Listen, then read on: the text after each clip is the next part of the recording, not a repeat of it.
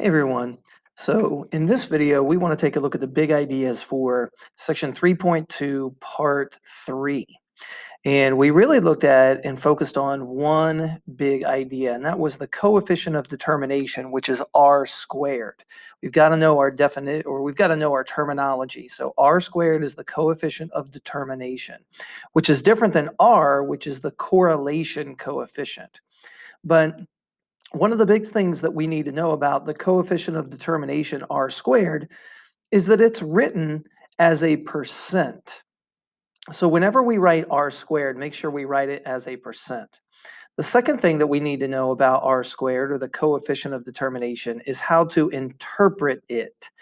So about blank of the variability in blank is accounted for by the least squared regression line. So when we interpret or explain r squared, we really need to use this terminology, or I should say this phrasing. And what we want to say is this about r squared percent of the variability in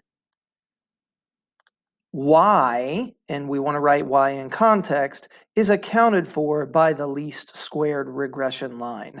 So copy this down and make sure that you more or less memorize this.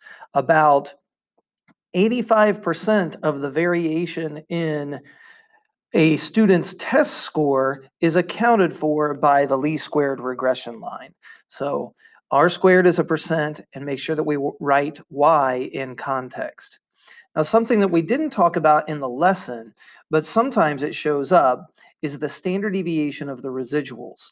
When you are working with um, linear regression, sometimes you'll see this variable s, and it does stand for standard deviation.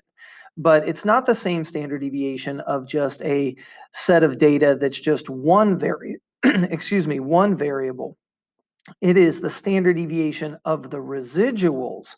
Now we know that standard deviation gives us an idea of um, approximately how far away or how far do our points deviate from the mean. That's what standard deviation means. It's how far do our points or our data points deviate from the mean, or typically deviate. It's kind of like an average. So the standard deviation of the residuals is the same thing.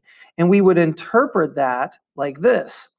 The actual, let's see what this blank is, y context, is typically about s away from the number predicted by the least squared regression line. So a residual is the distance that the actual y value is away from the predicted y value, and the predicted y value comes from the least squared regression line.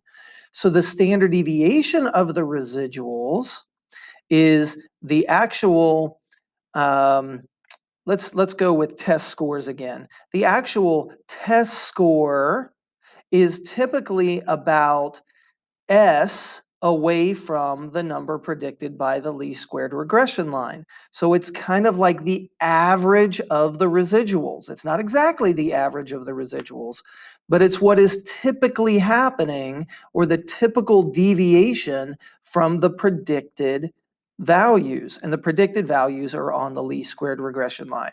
So this interpretation of S, standard deviation of the residuals, is very similar to our interpretation of the standard deviation for a one variable set of data, which is how far the deviations are from the mean. But in this case, it's how far the residuals are from the predicted values, which are on the least squared regression line.